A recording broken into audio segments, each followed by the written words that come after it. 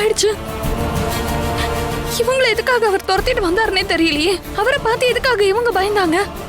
இதுக்கு பின்னாடி கண்டிப்பா ஏதோ ஒண்ணு இருக்குன்னு. அம்மாவை கொலை பண்ணது இப்போ வரைக்கும் யாருன்னு தெரியல. இவர் எதுக்காக இவங்களை துரத்திட்டு வந்தாரு?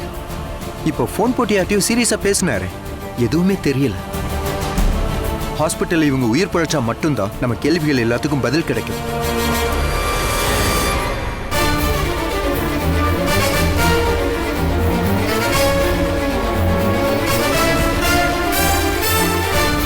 நீ ஒண்ணு பண்ணு. நீ முதல்ல கிளம்பி கோயிலுக்கு போ. இல்ல, இவங்களை இப்படியே விட்டுட்டு போக முடியுமா? இவங்களை இப்படியே விட்டுட்டு போக சொல்லல. நான் அந்த ஹாஸ்பிட்டலுக்கு போயிட்டு இவங்களுக்கு என்னாச்சு ஏதாச்சும் தெரிஞ்சுக்கிட்டு நான் உனக்கு ஃபோன் பண்றேன். நீ முதல்ல கிளம்பி கோயிலுக்கு போ. கண்டிப்பா சிவா சார் உன்னை தேடுவார்.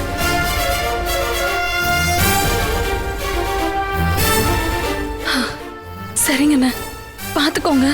சக்தி, நீ கோயிலுக்கு போயிட்டு ரீச் ஆயிட்டேன்னு எனக்கு மெசேஜ் போடு.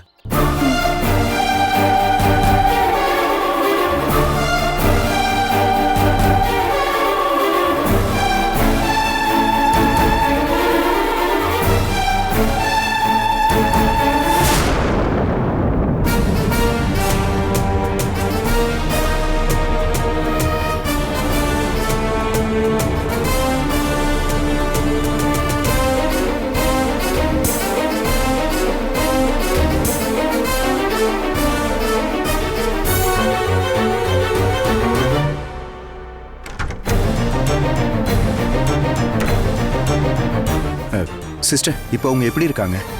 பேஷண்ட்டுக்கு தலையில ரொம்ப அடிபட்டிருக்கு. நிறைய பிளட் லாஸ் ஆயிருக்கு. அதனால அவங்க ரொம்ப சீரியஸ் கண்டிஷன்ல இருக்காங்க.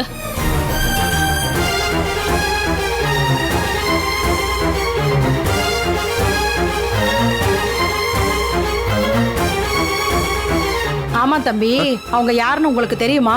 தெரிஞ்சவங்க தான்மா. வீட்டில் வேலை பார்த்துக்கிட்டு இருந்தாங்க. திடீர்னு இப்படி ஆயிடுச்சு.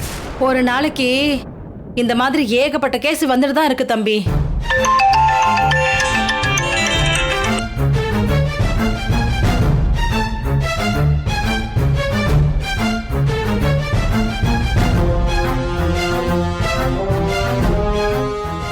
அம்மா, தயவு செஞ்சு எனக்கு ஒரு உதவி பண்ணுங்க.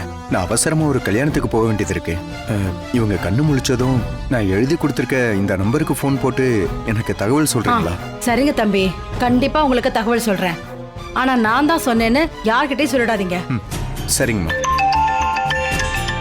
அம்மா, செலவுக்கு வச்சுக்கோங்க.